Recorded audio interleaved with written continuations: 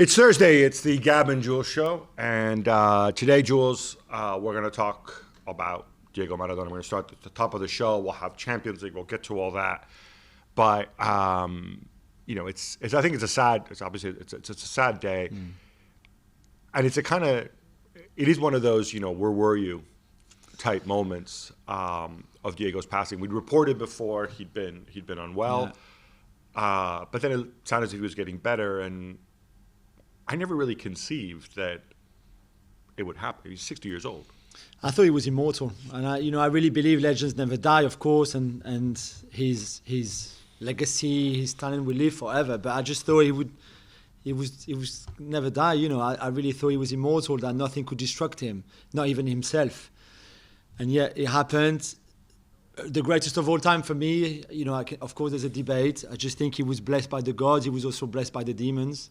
He had that dark side of him, of course. Well, one of the great lines that's been said about him, which I quoted in my piece, was, you know, for somebody who rose so high that he touched the stars, he also spent a lot of time in the gutter. Yeah. And I think that was a big part of his appeal, the fact that he had these weaknesses. And, you know, it's funny, I mean, not to get too deep about this, but so many of these stars have their weaknesses, right? We know these heroes have weaknesses. Maybe not to the same degree, maybe not to the same level of Diego Maradona. You know, you don't have to go and bother George Best or Sid Vicious or whatever about this, right? But Maradonas were lived out in public. And I think that is, you know, that was so in your face. That was so evident, so obvious. But because of his status, because he went beyond football. You know, we're talking Michael Jordan and Muhammed Ali territory here. There's not many sportsmen who've reached the level that he reached in terms of celebrity all around the world. For people even who didn't like football or didn't watch it, you know, he was that big because of his footballing genius, but like you said, because of all his personality, all his demons, all the controversy. I think in terms of the celebrity side, he's there with Michael Jordan, Muhammad Ali, and probably Pele. I think where he's different, at least from Pele and Michael Jordan, is his outspokenness, his willingness to stand up to the establishment. Yeah, of course. His willingness to speak out on often on deeply unpopular political issues. That kind of gives him another dimension. And look, for me personally, I don't think he always spoke intelligently on those issues. Unlike Muhammad Ali. I mean, that's what makes him different. But he had the guts to do that. He had the cojones to go out and talk about it. He had this anti-establishment streak. And I think that is a huge part of his appeal. You know, we both live in London, England, right? So 1986, the hand of God. Part of the reason that resonated, part of the reason there's people out there who understand that when he says it was the hand of God, he's not lying, he's not cheating, he's making a metaphor. It was the hand of God. And to the rest of the world, what they saw on that day, they saw somebody, for better or worse, from the developing world, from the outside, going up against the team that represents the establishment when it comes to football. The people who invented the game, who codified the game, the people who you know didn't bother showing up for the first 3 World Cups because it was beneath them, right? The people who had the empire. It was on the background of a few years after the Malvinas as well. They were the enemies. Yeah, that is what people saw, and that has an appeal, you know. Yeah, completely. You had the benefit. I mean, I came across him twice. I'm not going to lie. I can't pretend to know him. I know a lot of people played with him. A lot of people can talk about the significance of him at Napoli and elsewhere. But you came across him personally in Marseille. You got to spend some time with him. Yeah, I interviewed him, not on my own. I don't think I could have it anyway. Interviewed him on my own. I mean, I didn't ask a question. There was 5 of us, 5 journalists, in Marseille before the France-Argentina friendly game in February 2009, where he was the national team head coach, of course.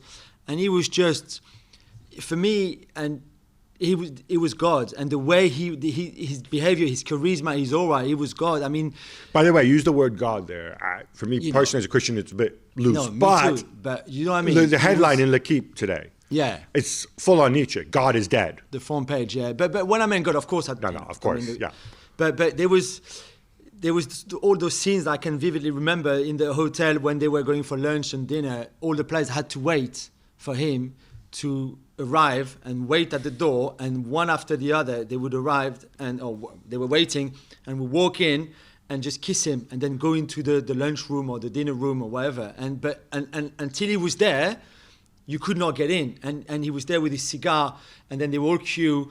And we're talking Messi and Mascherano and Aguero and all those players.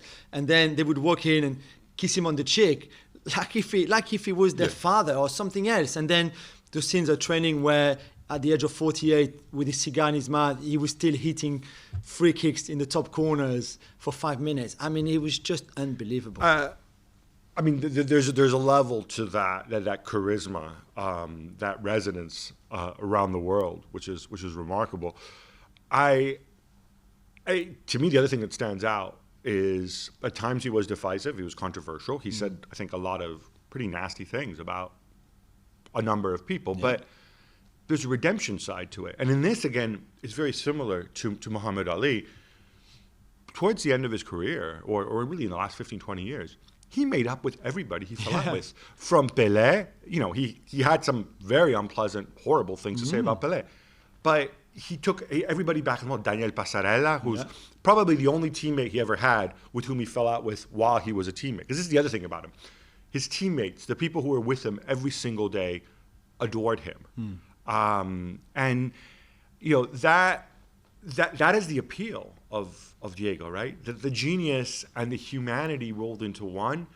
And I think what felt like a certain, Manu Chao might disagree, but a certain accessibility. Yeah, completely. The fact that we can see the human in them. And, for me, this is a tremendous loss. And as I wrote, I can imagine one day somebody coming along and being like Pele, only better. Somebody coming along and being like Messi, only better.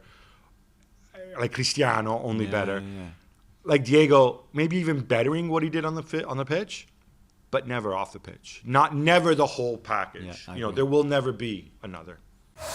Well, thank you very much for watching ESPN on YouTube. For more sports highlights and analysis, be sure to download the ESPN app. And for live streaming, premium content, and let's not forget as well, ESPN FC 7 days a week. Subscribe to ESPN Plus.